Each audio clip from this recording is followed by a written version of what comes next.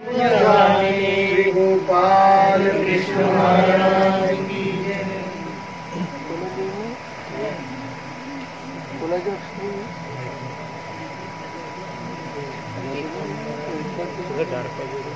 स्वामी चक्रांच्या तत्वज्ञानाच्या सिद्धांताचा बोध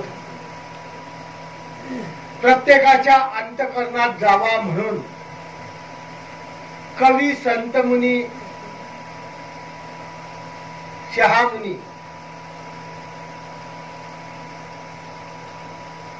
यांनी आपल्या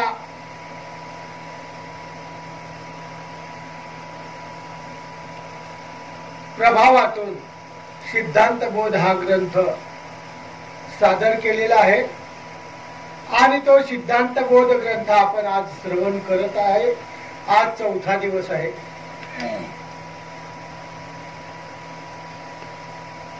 आणि या 3 अध्यायामध्ये या जगामध्ये असलेल्या भक्त्या समज कशा आहेत, त्या भक्तीच्या माध्यमातून काय मिळतं आणि त्या देवता अर्थात देवताच्या मूर्त्यांतील फळी आपल्याला कशी समजतात हे आपण श्रवण केलेलं आहे। कालच्या 3ऱ्या अध्यायामध्ये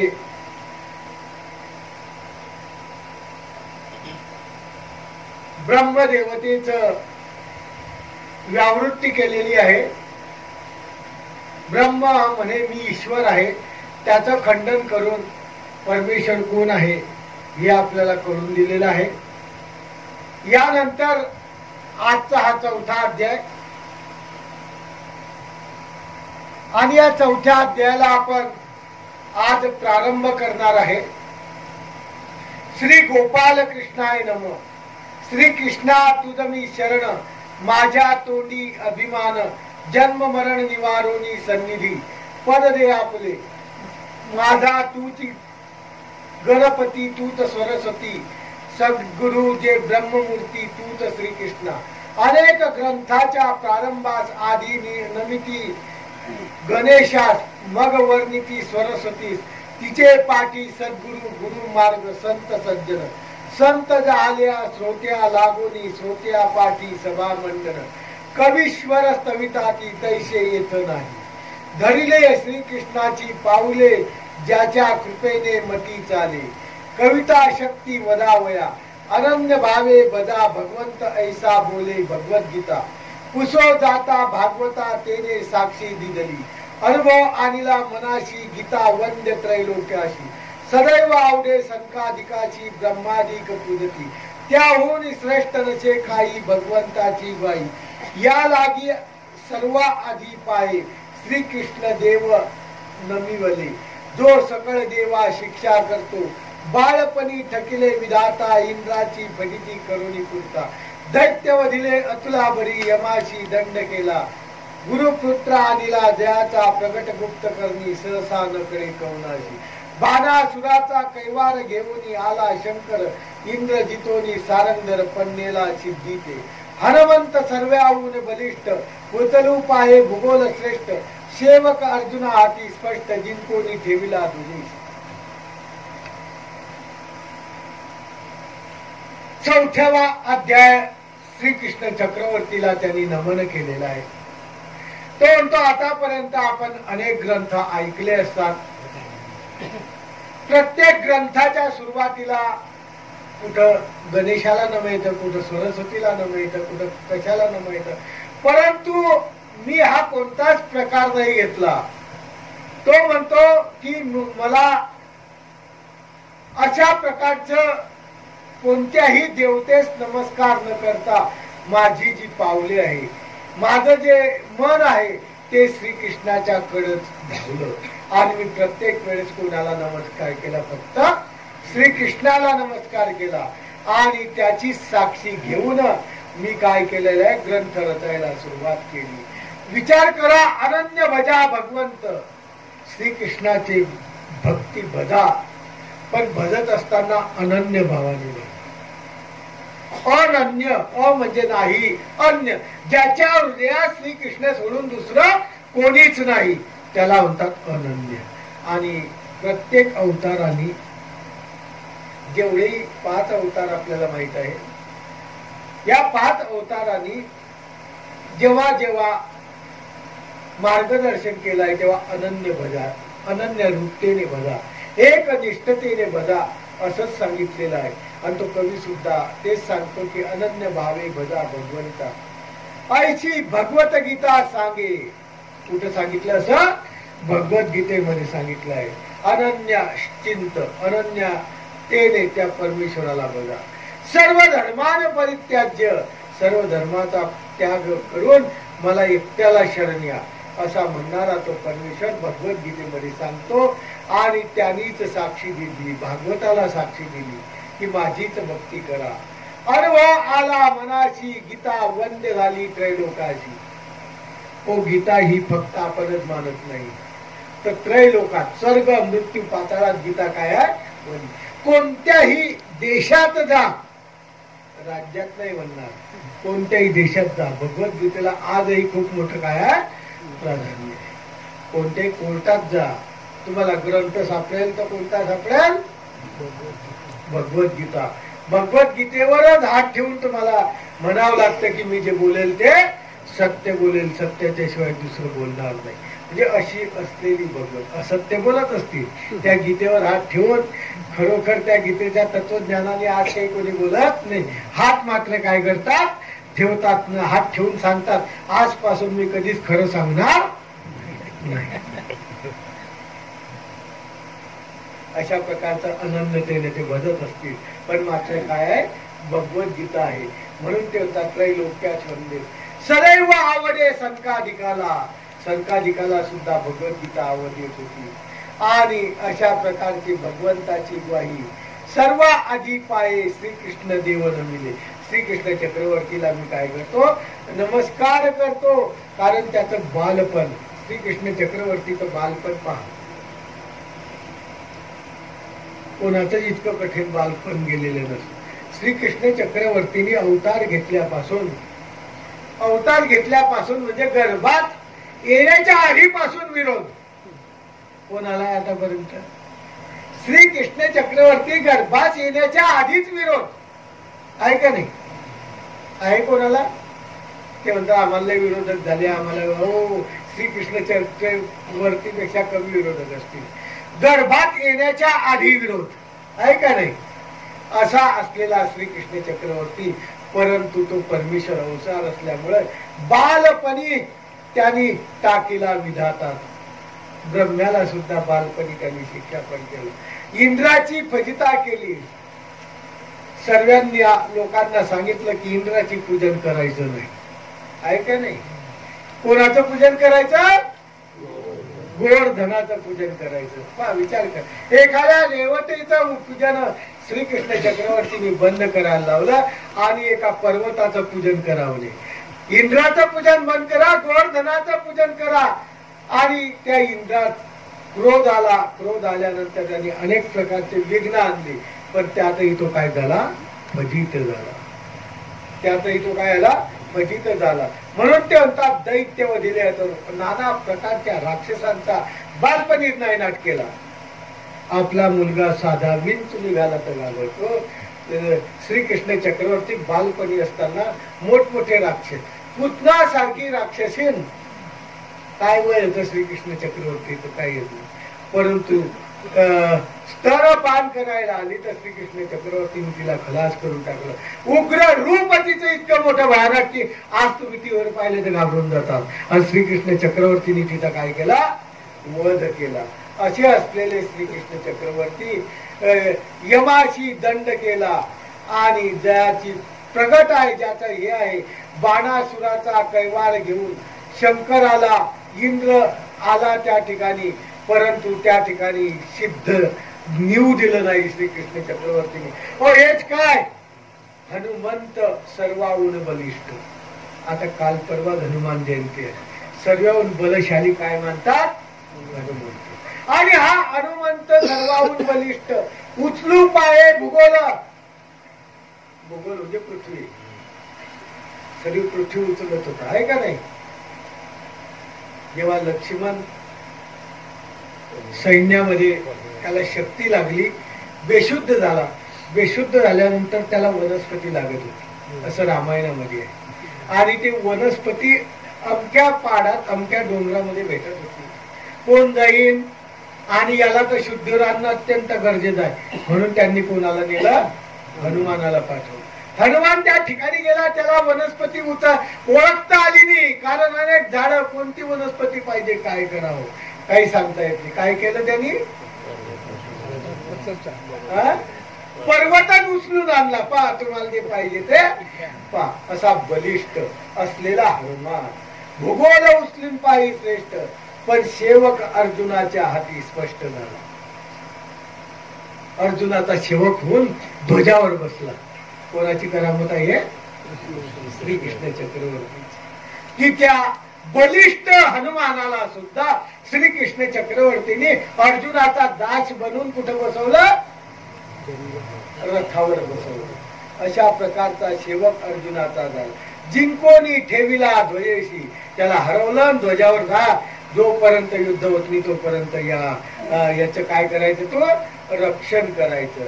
अशा प्रकारचा जो श्रीकृष्ण चक्रवर्ती आहे त्याचे अनेक प्रकारचे काय पहिले आपण हे केलं. रुक्मिणीशी लग्न लावलं. भीमकाच्या मुलीचं नाव काय होतं? रुक्मिणी. आणि त्या रुक्मिणीला द्वारकेला घेऊन आले. पण कसं आणलं? पळून कसं आणलं? हो, युद्धच करून आणलं, पळवलं नाही. तिथल्या तिथंच पळवलं, पण युद्ध करून सर्वांचा काय केला? नायनाट केला. सर्वांचा काय केला? नायनाट केला. द्वारकेला आणलं. कौरवाचा संहार केला, धर्माची स्थापना केली. उद्धव अर्जुनाला काय दिला? ज्ञानाचा उपदेश केला. विश्वरूप दाविलं. कोणाला? अर्जुनाला. आपल्याला एक रूप पाहणं होत नाही, त्याला विश्वाचं रूप दाखवून दिलं. अशा प्रकारचा तो श्रीकृष्ण चक्रवर्ती. ते म्हणतात की प्रगट केली भगवद्गीता. लोक ब्रह्मविद्या सांगतात जिथं अशा प्रकारची शांत जागा राहते, शांत हे राहतं, जिथं वर्दळ नसते, जिथं काही गोंधळ नसतो, अशा ठिकाणी ब्रह्मविद्येचं किंवा शास्त्राचं कथन करतात. आमच्या श्रीकृष्ण चक्रवर्तीने ब्रह्मविद्या शास्त्रात निरूपण केलं. पण कुठं केलं? तिथं एकमेकाला मारतात. जाऊन पहा बरं. तिथं तुम्ही एखादं जिथं युद्ध चालू आहे तिथं जाऊन भगवद्गीता सांगून पहा, त्यांच्या डोक्यात प्रकाश पडणार नाही. पण आमच्या स्वामी श्रीकृष्ण चक्रवर्ती आदर्श दिला की त्या रणांगणावर काय निरूपण केली? भगवद्गीता निरूपण केली. म्हणून ते म्हणतात की ज्ञान, ब्रह्मविद्येचं ज्ञान दिलं. अशा प्रकारचा जो शरण आला त्यांना त्यांनी काय केलं? त्या मोक्षपदाला दिलं.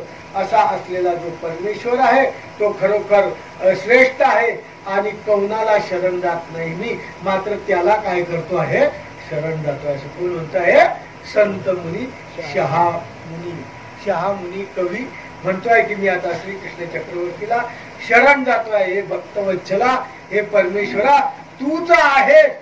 नाही विद्या नाही ज्ञान, तुझ्याशिवाय या जगात विद्या कोणाजवळ नाही, ज्ञान कोणाजवळ नाही, नाही शास्त्र नाही. महावाक्य निरूपण फक्त कोण करू शकतं? परमेश्वर अवतार. महावाक्य म्हणजे परमेश्वराचे जे स्वरूप आहे. निर्वचन म्हणजे परमेश्वराचं अत्यंत गुह्य स्वरूप आहे. हे सुद्धा निरूपण करणारा तो कोण आहे?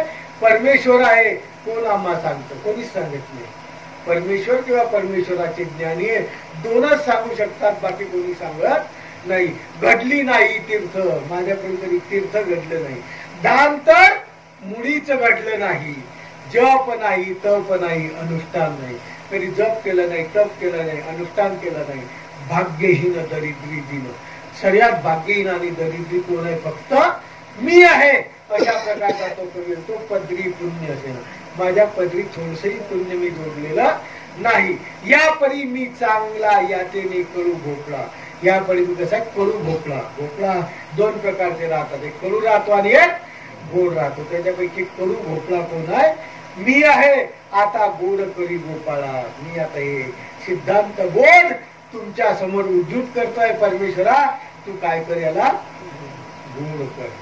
अशा प्रकारची प्रार्थना परमेश्वराजवळ करणं अत्यंत गरजेची असतं. नाही तर परमेश्वरावर सांगायचं, हात जोडायचे दररोज, मी खूप मोठा आहे, माझं मोठं दुकान आहे, मी खूप मोठा पैसे कमवतो, तुला किती पाहिजे हे सांगून देत जाय. मी दररोज तुला काय करत जाईन, आणत जाईन. तुला कोणत्या पदार्थाची कमी पडणार नाही. जर काही कमी पडलं तर मला फोन करून मागून घेत जाय.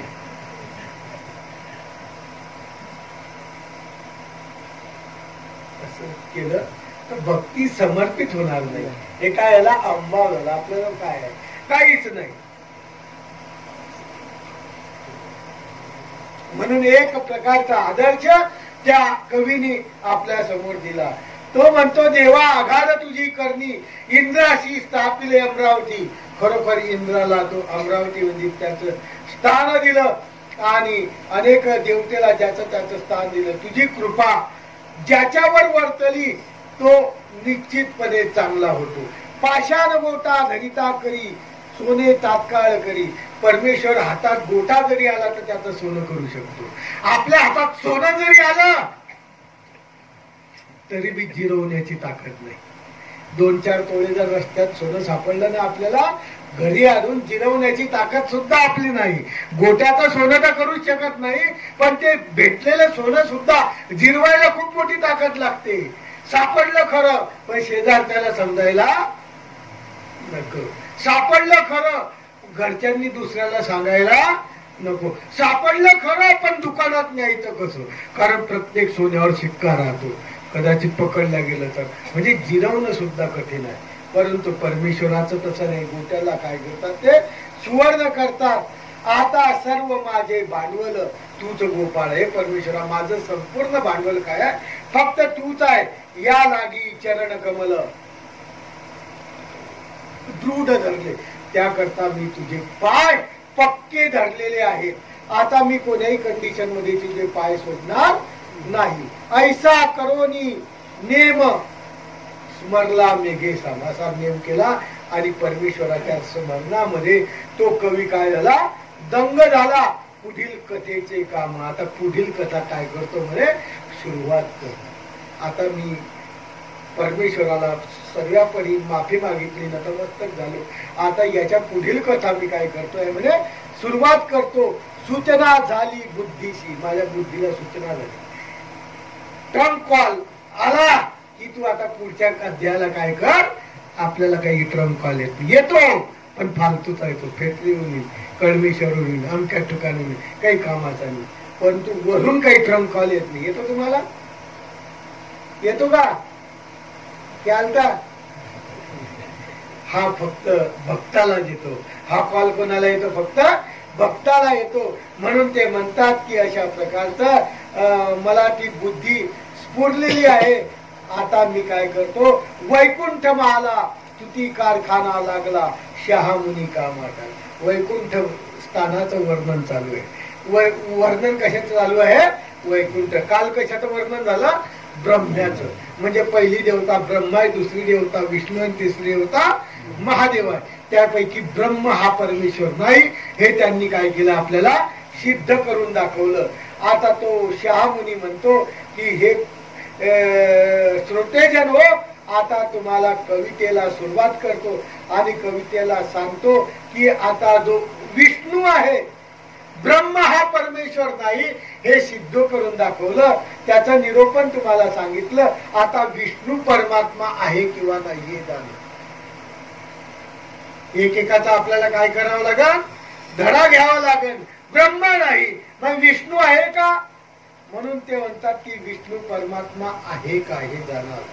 आहे का विष्णू परमात्मा. शरण गेल्या भावे महासंकटी. त्याला शरण गेल्यानंतर तो रक्षण करतो का, अशा प्रकारचा शहामुनींनी त्या विष्णूवर आता हा हे सुरुवात केलेलं आहे. ते निरूपण सांगतो. ऋषी म्हणे ऐका. ऋषी म्हणजे संत मुनी. ऋषी म्हणे संत मुनी ऐका. विष्णू परमात्मा लोक म्हणतात आणि ते संकष्ट झाले असं म्हणतात. झाला भक्ता काढणे. म्हणजे भक्ता करता तो अवतार धारण करतो, वैकुंठामध्ये राहतो, राज्य करतो, जो निराकार आहे. तर अशा विष्णूची मूर्ती लोक श्रवण करतात, स्तुती करतात आणि अशा 50 सहस्र लांब त्याचं मुख आहे, सत्ता खान अशा प्रकारची त्याची सत्ता आहे. असा जो विष्णू आहे तो विष्णू आता परमेश्वर आहे का, हे आता तुम्हाला सांगतो की ऐका, ते नक्की आहे की नाही. ओ इंद्र चंद्र ज्याचे रंक आहे, रंक आहे कोणाचे? विष्णूचे. कारण नीच देवता उच्च देवतेच्या कायात अधी नाही, काही विशेष नाही. कर्मभूमी पासून कर्मभूमी, अष्टदेवनी, अंतराळ आणि स्वर्ग या 4 स्थानीच्या देवता ब्रह्मा विष्णू महादेव यांच्यापेक्षा काय आहे? नीच आहे. आणि नीच देवतेला उच्च देवतेचं काय करावं लागतं? म्हटलेलं ऐकावं लागतं. त्यांचा दबाव राहतो. नीच उच्च देवतेचा नीच देवतेवर काय राहतो? दबाव राहतो. त्याच्यामुळं त्या कदाचित शरण असतील. खालच्या देवता वरच्या देवतेला शरण असतील, त्याच्यामध्ये इंद्र चंद्र हे रंक असतील, गंधर्व असतील, अशा प्रकारे त्यांच्या ठिकाणी असतील. परंतु विचार करा म्हणे की नवविधी भांडारास रक्षक ठेविले कुबेरास, नारद जासू त्रैलोकात वार्ता जावली. प्रकाश पडला दिव्य तेजाचे, डोळे तरळले ज्ञानाचे, रात्री आणि दिवसाचे काम घेत असे. हिरे पडले जेवी पाशाने, रत्न जडित अंगिनी, सोन्या रूपा लागोनी कोणी तेथे पुछेना. काम मोक्ष धर्मचारी पुरुषार्थ असती तेच. ते म्हणतात की त्या विष्णूजवळ नानाविध भांडार आहे. नानाविध भांडार म्हणजे द्रव्य आहे. आणि त्याच्यामध्ये कुबेर नावाची एक देवता आहे. आणि कुबेर नावाची देवतेला त्यांनी काय केलेलं आहे? धनावर रक्षक ठेवलेलं आहे. म्हणजे खूप मोठं त्यांच्याकडं धन आहे, त्यांच्याकडे दिव्याचं तेज आहे. त्यांच्याकडे पाहण्यानंतर आपली दृष्टी पाहू शकत नाही. कारण ज्ञान सुख सामर्थ्य ऐश्वर्य प्रकाश असे 5 प्रकार आहे. त्याच्यामध्ये प्रकाश नावाचा प्रकाश आहे. तो इतका आहे देवतेच्या ठिकाणी की या चर्मचक्षुनी तुम्हाला पाहता येत नाही. असं स्वामींच्या चरित्रात बी आलेलं आहे का नाही? कोणत्या गावाला? वेरूळ. वेरूळ वेरूळ वेरूळ वेरूळ नाही,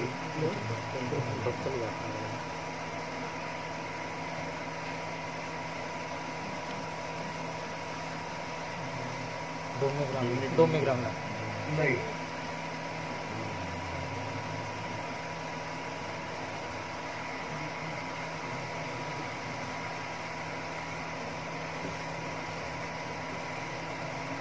डोमेग्रामला चंद्रदेवाला देवता दाखवली पण प्रकाश नाही दिसला. मी काय विचारलं की आपल्या चर्मचक्षुनी देवतेचा प्रकाश आपण पाहू शकत नाही, पण पाहण्याचा प्रयत्न केला. कोणत्या गावाला? तर त्यांचे डोळे दिपून गेले. नाव नाही सांगणार मी, त्या माणसाचं बी नाव सांगणार मी आणि गावाचं बी नाव सांगणार. म्हणजे कसं आहे, तपपूर्ती सोहळा आहे, 12वं वर्ष चालू आहे. आणि चरित्र होऊन किती वर्ष आले?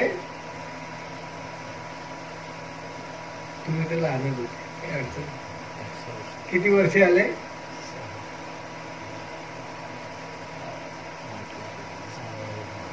10 वर्ष आले का 11 वर्ष आले माहिती? किती वर्ष आले? 9 वर्ष.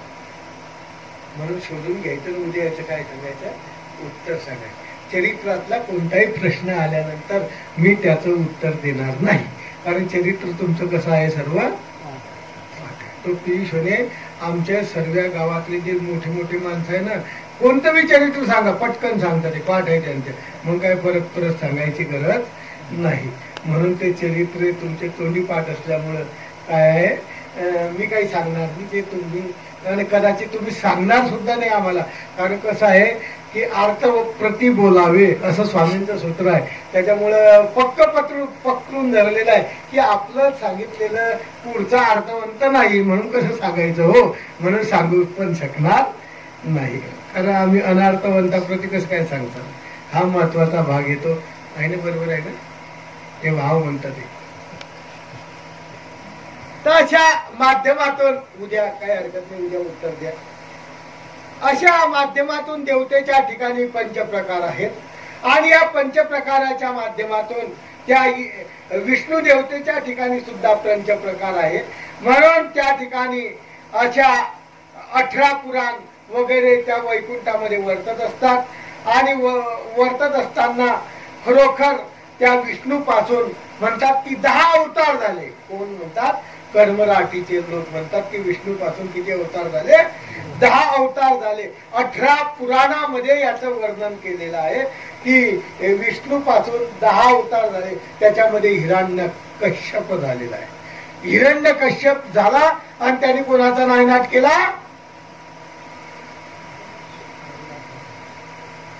हिरण्यकश्यपाचा नायनाट कोणी केला?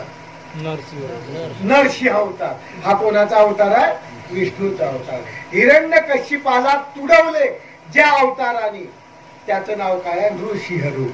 नृसिंह अवतार तो ही कोणाचा मानतात हे लोक? विष्णूचा मानतात. आणि भक्ताला प्रल्हादाला काय केलं? त्या ठिकाणी रक्षलं. क्षत्रिय जिंकले 21 वेळा. कोणी? परशुरामानी. आहे का नाही?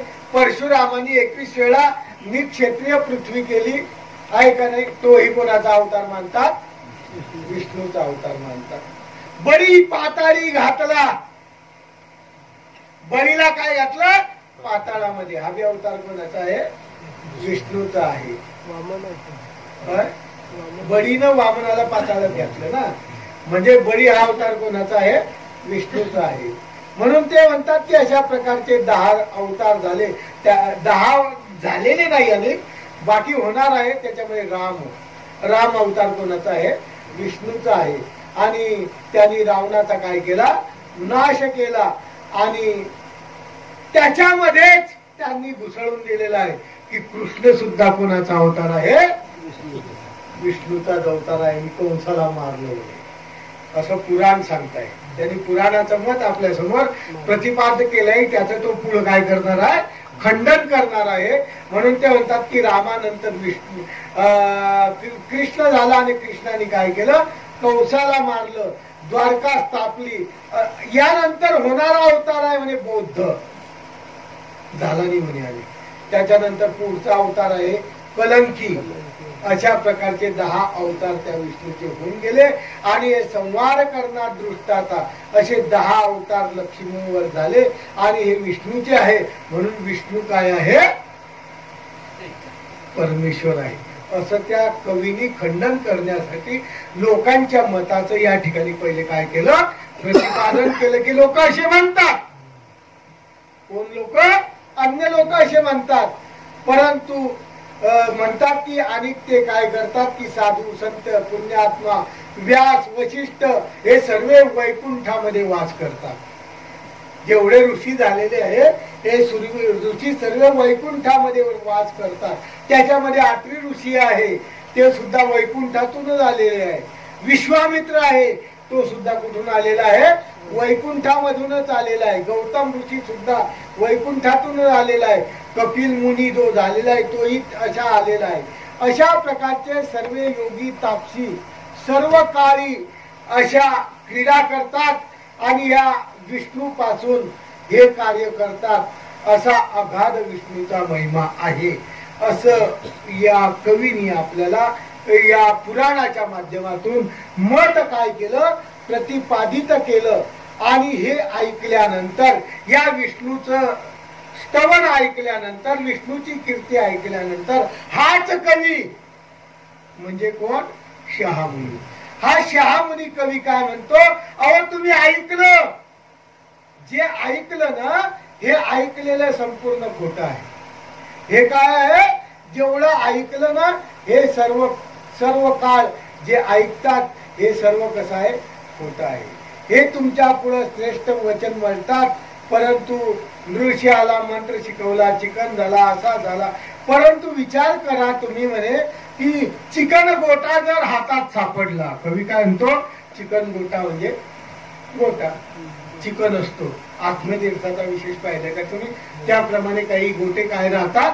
चिकन राहतात. तो जर एखाद्या वेळेस तुम्हाला सापडला आणि तुम्ही तो घरी आणला आणि घरी आणल्यानंतर कपड्यामध्ये गुंडाळून ठेवला आणि गुंडाळून ठेवल्यानंतर काही काळाने तो काढला आणि एखाद्या लोखंडाला घासला तर सुवर्ण होईल का? सोनं होईल का? लोखंडाचं सोनं होईल? होणार नाही ना. त्याप्रमाणे विष्णू देवता आहे. ती विष्णू देवता जरी देवता असली तर तिच्याकडे परमेश्वर कार्य नाही. म्हणून ते म्हणतात की अशा प्रकारे जो विष्णू आहे तो विष्णू या गोट्याप्रमाणे आहे की जो अनेक लोकांच्या दृष्टीने परमेश्वर वाटत असला परंतु कितीही दिवस आपल्या जवळ ठेवला आणि त्याला घासलं तर ते परमेश्वरत्व त्याच्याकडे प्राप्त होणार नाही. परमेश्वर्य म्हणजे उद्धरण्याचं कार्य. परम म्हणजे श्रेष्ठत्व. जो कोणाच्याही अधीन नाही असाच तो जीवाचा उद्धार करू शकतो. जो वारंवार दुसऱ्याच्या अधीन आहे, दुसऱ्याच्या आज्ञेत वर्ततो, तो दुसऱ्याला मुक्त करू शकत नाही. गाठ बांधणी खूप सोपी आहे. ऐकाने कधी बांधता गाठ? सांगा ना. आता गाठी बांधण्याचेच काम चालू आहे. आता काय चालू आहे? सर्व गाठी बांधायचेच काम चालू आहे. प्रत्येक जण गाठ बांधण्यासाठी झटतो आहे. का नाही? 4 दिवस 5 दिवस काय केली तर गाठ बांधली. गाठ नाही ना. कशाची आहे? प्रपंचाची. कशाला? जीवाची गाठ बांधता तुम्ही. तुम्ही एकमेक जीवाची गाठ म्हणत असाल तर एकमेकाला मेल्यावर ओळखणार नाही. तुमची बाई तुम्हाला ओळखणार नाही. तुम्ही दोन्ही मेल्यानंतर जर शेजारी जरी आले तर ती बाई तुमच्या काही पाया पडणार नाही. म्हणून तुम्ही लक्षात ठेवा, जीवाची गाठ कोणीच बांधत नाही. फक्त या शरीरात आलेला या शरीराशी नातं जोडलं. नातं कशाशी जोडलं? शरीराशी. शरीरातून आत्मा गेला. गाठ बांधली होती का नाही? मग बाई जाते किंवा माणूस जातो का? जातो नाही जात. जिथल्या तिथंच राहतात. जाणारा फक्त चालला जातो. म्हणून म्हणतात की अशा देवतेचं काम आहे. या देवतेच्या फळ सुद्धा अशाच प्रमाणे आहे. आपण जी गाठ बांधतो परंतु सोडत नाही. आमचा परमेश्वराने काय उलट काम केलेलं आहे. जगात परमेश्वराचं सर्व उलट आहे. परमेश्वर काय करतात? सोडतात. गाठ बांधत नाही. कधीच कोणाची गाठ बांधली नाही. गाठ सोडायचं मात्र काम श्रीकृष्ण चक्रवर्तींनी किंवा आमच्या स्वामींनी केलं आहे का नाही? उदाहरणार्थ पोईच्या देवाला तुम्हाला माहित आहे. पोईच्या देवाला 2 पती पत्नी चांभार आणि चांभारीन बसलेले होते आणि चांभाराला श्रीकृष्ण चक्र आपल्या स्वामींपासून काय झाला? वेद झाला. तो उठू वाटना. तेव्हा ते पत्नी काय म्हणते? घरी चालता का मी जाऊ? म्हणजे तू जाय. परत आली. जाता का जाऊ? म्हणजे जा. मग जात म्हणे पुष माझ्या कपाळाचा कुंकू. श्रीकृष्ण चक्रवर्ती आमच्या स्वामींनी गाठ सोडून टाकली. हो, बांधली नाही. काय केली? सोडली. म्हणजे कोण साक्षी? तर हे साक्षी. असं परमेश्वर अवतार करत असतात आणि देवता गाठ बांधायचं काम करतात. म्हणजे कर्म बांधण्याचं काम करतात. देवता या प्रत्येकाला कर्मचक्रात फसवण्याचं काम करतात. म्हणून ते म्हणतात की त्या विष्णू त्या गोट्याप्रमाणे आहे. किती दिवस तुम्ही जर कपड्यात बांधून ठेवला तर त्याच्या ठिकाणी परमेश्वर येणार नाही. म्हणून तुम्हाला सांगतो म्हणे आता ऐका सावधान. सावधान. कोणाला कळालं?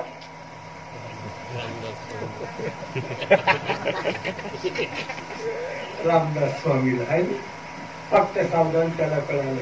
आपण तर दररोज ऐकतो उठले की सावधान. सावधान म्हटलं की अक्षराला सावध होतो. ठीक आहे रे बापा, याच्या जीवनाचं नाही ना. आपण आता करतो जोरात अक्षरा फेकून म्हणतो की बस जाय आता तुझं बरं तुझ्या पाठी. तेवढ्या अक्षरा फेकाय पुरता आपण जातो. त्याच्यावर आपत्ती आल्यावर तुम्ही जाता का? नाही बा. आमचं काही समजा त्याच्या बापाशी संबंध नव्हता पण त्याचा वाटोळं करायला कोण गेलं? आपण गेलो. म्हणून ते म्हणतात की अशा माध्यमातून सावधान म्हणजे ऐका. तो विष्णू कसा आहे याचं सावधान. वैकुंठ दावितो उघडून. वैकुंठ तुम्हाला काय करतो, सर्व उघडून दावतो की कसं आहे की तुम्हाला समजेल. जे ते जन्म ना मरण, ज्या वैकुंठाला जन्म ना मरण ऐशे वर्णती वैकुंठ धाम. लोक म्हणतात की जिथं गेल्यानंतर जन्म होत नाही, मरण. कुठे गेले आमचे वडील? वैकुंठवाशी. तुम्ही पाहत असताल कर्मराटीमध्ये जात असताल वैकुंठवाशी अमुक अमुक ढमुक. खूप सोपं आहे का वैकुंठवासी? कलियुगात जन्मला कैलासवासी किंवा वैकुंठवासी. आमचे वासनिक लोक मेल्यावर कैवल्यवासीला होतात. ओ प्रतदेय नासू द्या पहिले, त्याच्यानंतर कैवल्य पद होईल. ते प्रतदेय नासायचे महाराज आणि कैवल्यवासी. खूप म्हणणं सोपं आहे, करणं खूप कठीण आहे. म्हणून ते म्हणतात त्या वैकुंठामध्ये जन्मना मरण असं तुम्ही समजतात का? पावले पतन जय आणि विजय. जर तुम्ही म्हणतात की तिथं जर जन्म न मरण नाही तर जय विजय का छापले? जय विजयाला शाप मिळाला वैकुंठामध्ये. जय विजय जे छापले ना ते वैकुंठामध्ये छापले. चुकवाया लक्ष 84 लवकर जर चुकत असते त्या वैकुंठामध्ये तर मोक्ष ही आशा तिथं झाली आहे. तिथं काय मिळालं असता प्रत्येकाला? मोक्ष नावाचा हे मिळालं असता. वैकुंठ नगर मोक्षाचं झालं असतं. त्याचं नाव वैकुंठ बनवून मोक्षाचं नगर झालं असतं. जय विजय द्वारपाल हरीचे. हरी ज्यांचे द्वारपाल होते. शाप बैसला ऋषीचा. शाप दिला ऋषीने आणि ऋषीने शाप दिल्यानंतर या भूतळामध्ये ते येऊन पडले. हा शाप कुठे भेटला? वैकुंठ. लक्षात ठेवा, वैकुंठामध्ये म्हणजे कर्मभूमीच्या बाहेर ज्या स्थान आहे जिथं अष्टदेवी अंतराळ स्वर्ग काही असो याच्यामध्ये वर आणि शाप चालतो. तिथं कर्माची निष्पत्ती नाही, परंतु वर आणि शाप या दोन गोष्टी तिथं आहेत. तिथं वरही भेटत असतात आणि शापही भेटत असतात. जसं शापलं की खाली येतो आहे का नाही? कोणाला खाली? भीष्म देव तो 8 वसो अंतुल 1 वसो पर शापात.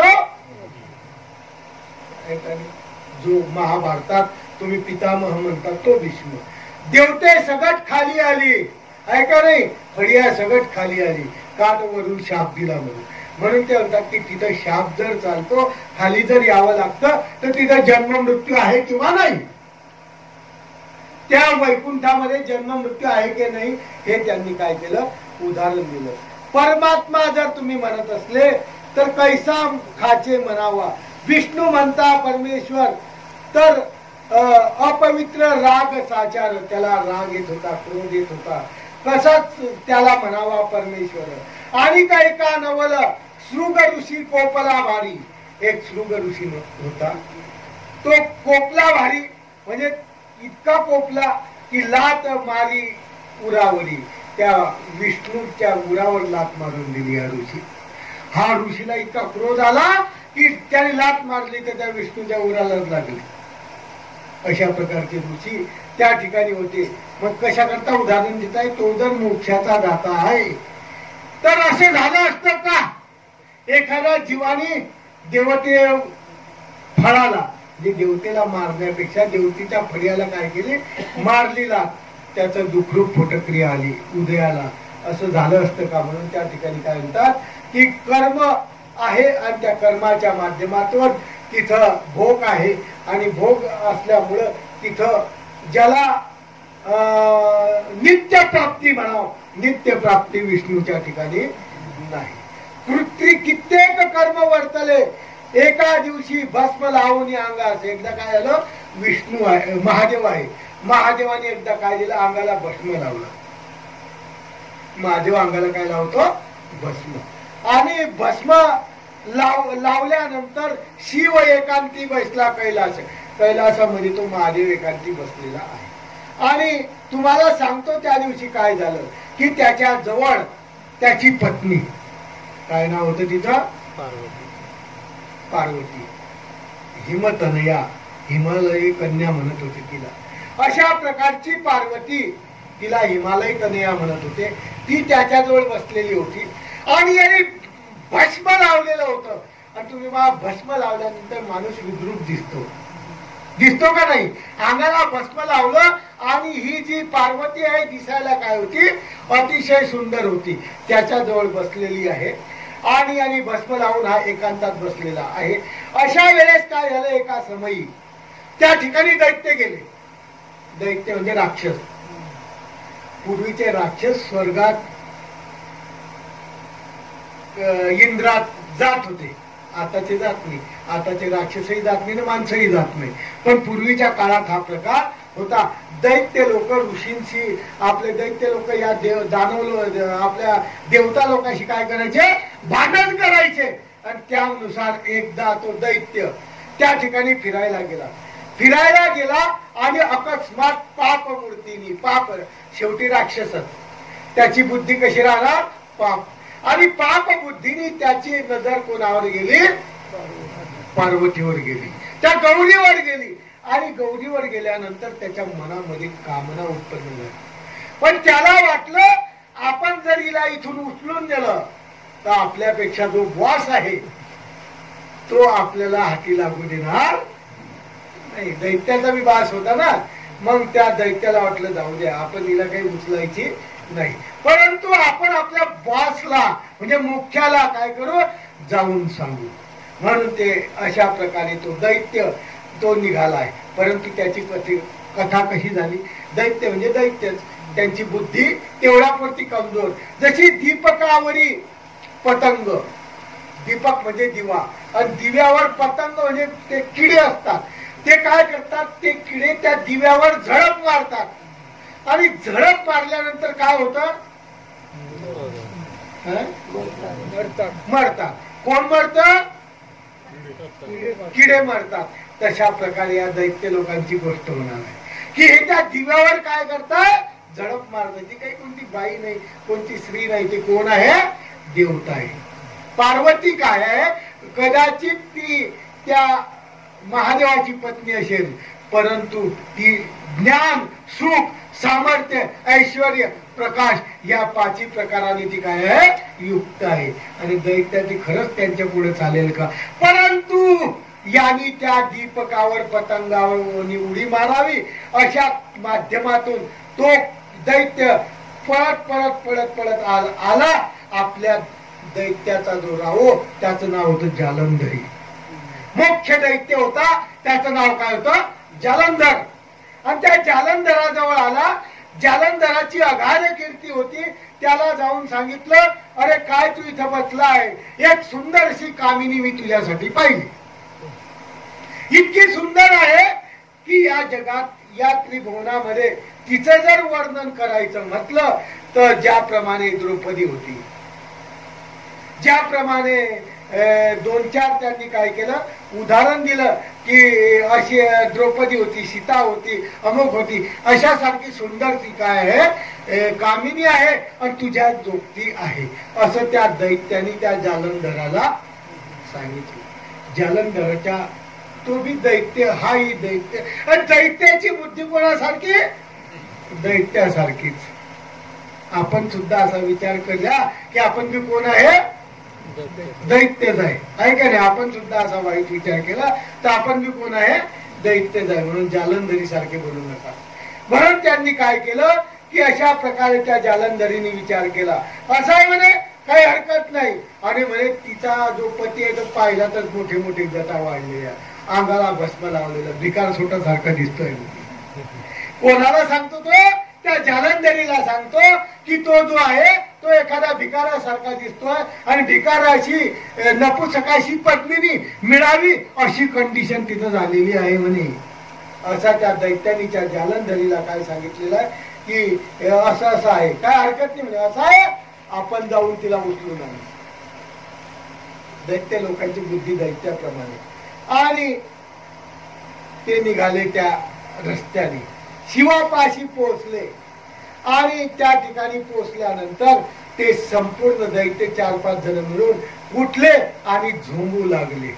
त्या गौरीला अर्थात त्या पार्वतीला काय करायला लागले? झोंबू लागले. पण त्यांचे बळ चालेना.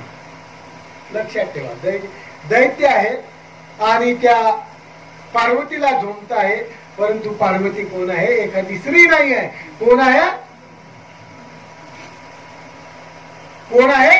देवता आहे. आणि देवता ही अशा प्रकारचं करू शकत नाही. म्हणून त्यांनी काय केलं, झोंबायला लागले त्या गौरीला. परंतु त्या ठिकाणी एकमेकाचं काय झाली, लढाई झाली. खूप मोठा दैत्य आणि दानवाची लढाई व्हायला लागली.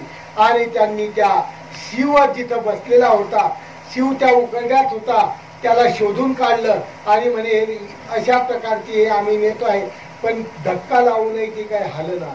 अनेक प्रकारच्या शिळा आणल्या, तिला उचलायचा प्रयत्न केला, परंतु ती काही त्याच्यापासून हालेना. शेवटी संपूर्ण दैत्य आणि दानव एकत्र झाले. कोण एकत्र आले? दैत्य आणि दानव. दैत्य आणि दानव म्हणजे देवता आणि राक्षस लोक एकत्र झाले. आणि एकत्र झाल्यानंतर एकमेकाचा काय करायला लागले, युद्ध झालं. युद्ध झाल्या आणि या युद्धामध्ये दैत्यांचा काय झाला, नाश झाला. नाश झाला. आणि त्या ती जी पार्वती होती, ती पार्वती अरे म्हणे तुमच्या बुद्ध्या फिरल्या का? त्या जालंधरीला म्हणतात ही आदिमाया आहे, या शक्ती आहे, या एका स्थानाची देवता आहे. अशा प्रकारचं त्यांना वर्णन केल्या गेलं. आणि तुला जो अभिमान होता तो खोटा आहे. हा जो एक देवता आहे याचं नाव काय आहे, महादेव आहे. अशा माध्यमातून त्यांनी सांगितलेली ही कथा. आता ही कथा या ठिकाणी सांगायचं कारण का? शहामुनीला ही कथा सांगायचं कारण काय? तर याच्यातून असं सांगितलं त्यांनी की सत्य, कैलास आणि वैकुंठ या तीन स्थानामध्ये तीन देवता आहे, ब्रह्मा, विष्णू आणि महादेव. या तीन देवता परमेश्वराने दिलेल्या नाही. या तीन देवतामध्ये उद्धरण कार्याचा मार्ग नाही. आणि खरोखर हे जर परमेश्वर असते तर यांच्या अंगाला सुद्धा स्पर्श झाला. जर हे खरोखर दुसऱ्या जीवाचा उद्धार करू शकले असते. लोक म्हणतात ना वैकुंठात गेल्यानंतर ना चुके म्हणजे जन्म आणि मरणाला यावंच लागत नाही, जन्म मरण चुकतं असं जर तुम्ही म्हणत असले तर त्यांच्यावरच आपत्ती कशी आहे? हे कशा करता सांगितलं? त्यांच्यावर आपत्ती का आली? आपत्ती यायला अगदी पाहिजे होती. आमच्या परमेश्वराच्या सिद्धांताचा वाचपा. द्रौपदी ही परमेश्वराची एक भक्त होती, पण न सुद्धा अंगाला सुद्धा धक्का लागला नाही, फक्त वस्त्राला धक्का लागलाय. तर श्रीकृष्ण चक्रवर्तीने सहाय्य केलं आहे का नाही?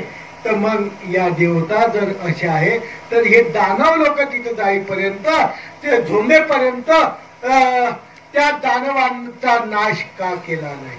म्हणजे सांगायचं तात्पर्य हे की त्यांनी त्याच्यानंतर त्यांचं रक्षण केलं, सर्व एकत्र झाले, तो विषय वेगळा. परंतु तो तुम्ही म्हणतात की तिथे गेल्यानंतर जन्म मृत्यू चुकत नाही, जन्म मरण हे कधीही कोणाला चुकलेलं नाही.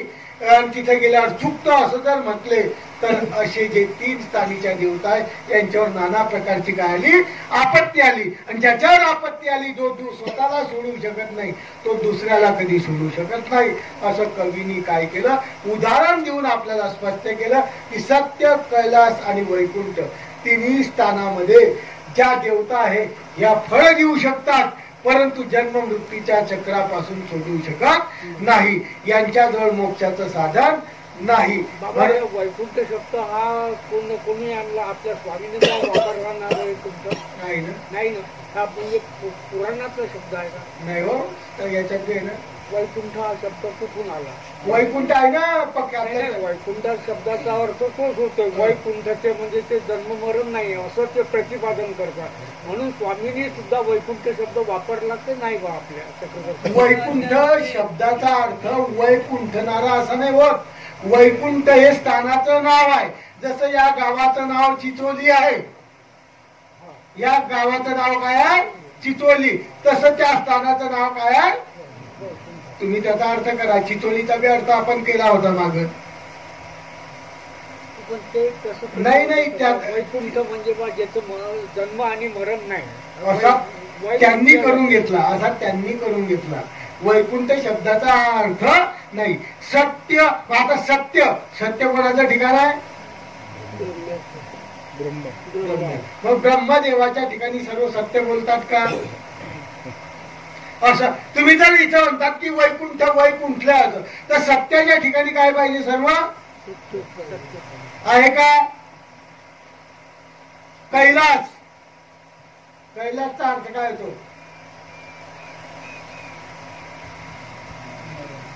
काय? विशाल, मोठं, टेकडं. मोठं विशाल आहे का नाही? होतो का? त्याच्या पलीकडे स्वरूप देवते ते कुठे गेले? मग हे जर मोठं झालं तर पुढचे शिराब्दी देवतेने कुठे जावं? म्हणजे शब्द जसा तसा अर्थ नाही. पण त्यांनी काय केलं?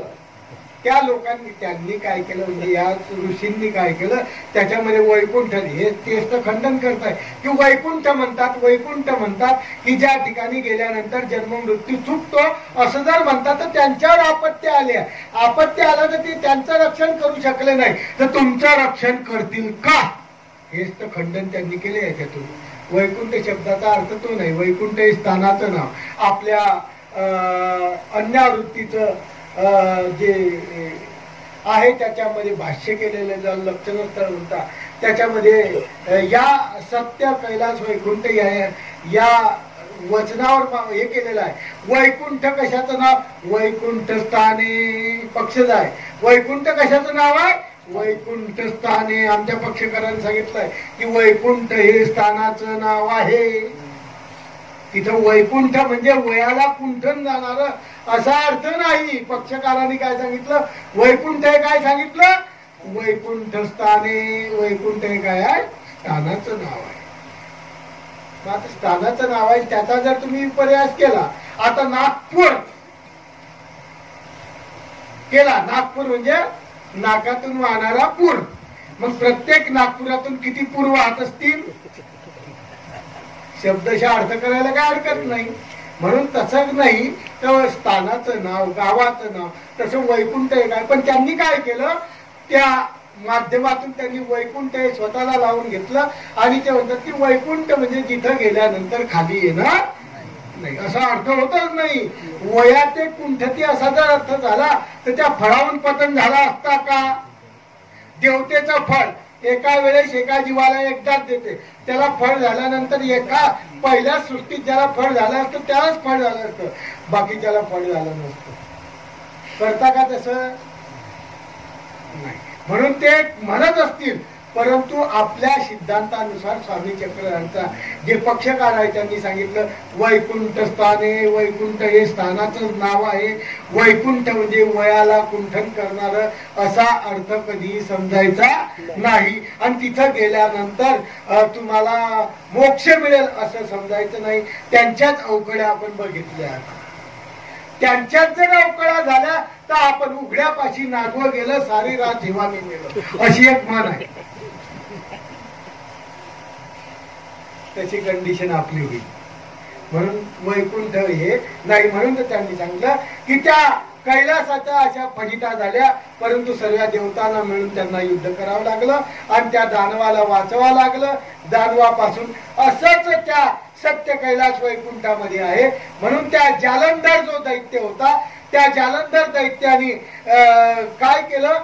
तिथून निघून गेला. म्हणजे त्यांचा नाश झाला नाही, तो निघून गेला आणि त्यांनी परत त्या देवताच्या स्थानामध्ये गेला नाही. परंतु त्या देवतेंना प्रत्येकाला काय केलं? हलवून टाकलं. आणि ज्याने हलवून टाकलं असा जे आहे ते मोक्षाचं ठिकाण नाही. परमेश्वराच्या प्राप्तीला हलवून टाकण्याची कोणाची ताकद?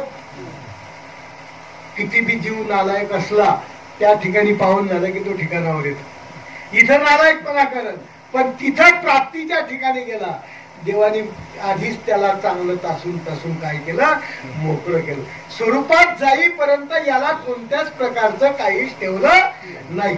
जसा आला तसाच प्राप्तीला गेला. काय ठेवलं त्याच्याजवळ? सर्व शक्ती दिल्या होत्या, घेऊन घेतल्या. ज्ञान दिलं होतं, घेऊन घेतलं. आहे का नाही? सर्व त्याला रिकामं करून टाकलं आणि त्या स्वरूपात टाकलं. त्यांना माहित होतं की हा मूर्ख आहे, हा कुठं काय करल सांगता येत नाही. इंद्राच्या सभेत बी गेल्यावर होतो अय उठ. इंद्र खुर्चीवर उठायला लागला तेव्हा दुसरा देवता होता अरे उठू नको. हा माणूस जर या खुर्चीवर बसला ना तर कधीच उठत नाही. याला मृत्यू लोकांच्या खुर्चीची सवय लागली आहे. अशा प्रकारचा मानव आहे. म्हणून देवा परमेश्वराला माहित आहे की याचा उद्धार आपल्याला करायचा, म्हणून त्याला दिलं सर्वच. पण जेव्हा आनंद द्यायचा तेव्हा सर्व काय केलं? हिरतूनही घेतलं, अशा प्रकारचा हा परमेश्वर आहे. आणि म्हणून त्याला तो आनंद अच्युत येतो. या ठिकाणी सर्व दिल्या जातं म्हणून ते काय करतात, उड्या मारतात ना त्या ठिकाणून ढकलून देतात. असं ये असलेलं वैकुंठ स्थान या ठिकाणी आपण ऐकलं. आणि ही जी कथा आहे, ही कथा मी माझ्या मताने साध्या आणि सोप्या सरळ भाषेत सांगतो. मला कोणत्याही प्रकारचं व्याकरणाचं ज्ञान नाही, असा तो कवी सांगतोय. या कथेचं रहस्य परिसावे तुम्ही सावधान. सावधान होऊन तुम्ही काय करा, ऐकून घ्या श्रोते हो. नक्कीच घोकिले नाही संस्कृत, मी कोणतंच संस्कृत घोकलेलं नाही. इतक्या सरळ सरळ मी ग्रंथ केलेला आहे, कोणताही संस्कृत घोकलेलं नाही. मी कोणताही ग्रंथ आतापर्यंत उघडून पाहिला नाही. परंतु श्रीकृष्ण चक्रवर्तींनी जी प्रेरणा दिली, त्या प्रेरणेच्या माध्यमातून मी हा काय करतोय, सिद्धांत बोध. म्हणजे देवतेचा जो सिद्धांत आहे तो वेगळा आहे, परमेश्वराचा सिद्धांत तो वेगळा आहे. आणि या सिद्धांतातून बोध कसा होतो तो मी तुम्हाला काय करतो, सांगतो आहे. परंतु माझा हात जो वाजतो आहे तो दत्तात्रेय प्रभूच्या कुंदकावरी चेंडू प्रमाणे. दत्तात्रेय प्रभू मला लिहून घेताय, मी चेंडू प्रमाणे आहेत. दत्तात्रेय प्रभू माझ्याकडून तो ग्रंथ काय करतात, लिहून घेतात. ध्वनीची कल्पना ते देतात. दत्त कृपेने हे ग्रंथ मी तयार करतो आहे. कदाचित याच्यामध्ये काही माझं चुकलं असेल तर काय करा, क्षमा करा. कल्पांती स्पर्श करा. अनंत जन्माचा अन्यायी, मी अनंत जन्माचा अन्याय केलेला आहे. परंतु गुरुरायाच्या प्रसन्नतेने हा ग्रंथ मी करतो आहे. म्हणून निर्भय होऊन तुम्ही काय करा, ऐका. हा ग्रंथ जो ऐकेल त्याला जन्म मरणाची चिंता राहणार नाही. खरोखर एक निष्ठतेने तो भक्ती करेल. हा ग्रंथ जो ऐकेल तो कधी आयुष्यात देवतेच्या पाया पडणार नाही. हे मात्र नक्की खरं आहे की एक निष्ठ जर राहिला आणि सर्वसाधारण माणसाला समजावा असा असलेला हा ग्रंथ, आपल्या शास्त्र सुद्धा एक निष्ठतेने सांगतात. परंतु आपले जे वचन आहेत, आपले जे सूत्र आहे ते आपल्या डोक्यावरून काय करतात, चालले जातात. म्हणून त्यांनी काय केलं, सोप्या भाषेमध्ये हा ग्रंथ आपल्या समोर केला. आणि चिंता नाही जन्मवृत्तीची, रंगली वृत्ती शहामुनीची. शहामुनीची वृत्ती एका एका अध्यायामध्ये रंगेल. फक्त तुम्ही काय करा, फणी तैसे डुलत असा. जसा नाग फणी हलवतो तसं तुम्ही काय करा, डुलत राहा. फक्त डोळे लावून डुलायचा प्रयत्न करू नका, डोळे उघडून डुलायचा प्रयत्न करा. नाहीतर डुला, परंतु डुलत असताना डोळे उघडे ठेवा. नाहीतर डोळे बंद केले डुलायला लागले तर या बाईच्या अंगावर, इकडून या बाईच्या अंगावर, इकडून या माणसाच्या अंगावर, इकडून त्या माणसाच्या अंगावर, असं काही करू नका. डोळे उघडून त्याच्यामध्ये काय करा, आनंदात मग्न व्हा. असं सिद्धांत बोध ग्रंथामध्ये अध्यात्म निरूपणामध्ये तत्व सारामध्ये 4थ्या अध्यायामध्ये त्यांनी आपल्याला वर्णन सांगितलं.